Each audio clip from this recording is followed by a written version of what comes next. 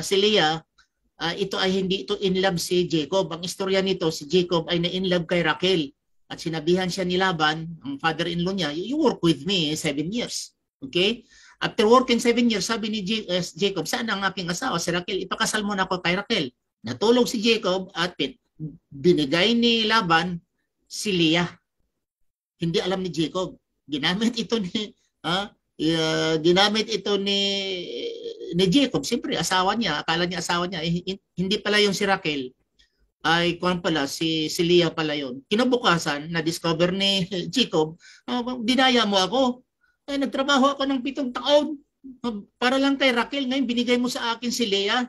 O sabi naman ni Laban, tingnan mo ang kabulustugan, magtrabaho ka sa akin 7 years again, another 7 years. Imagine.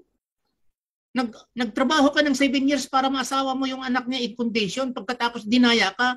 Kapag umagahan, sabi naman na you work me again for 7 years para ipasawa ko yung si Leah sa'yo. Dahil hindi po custom namin dito, hindi po tradition na ang yung younger mauna maasawa kaysa older.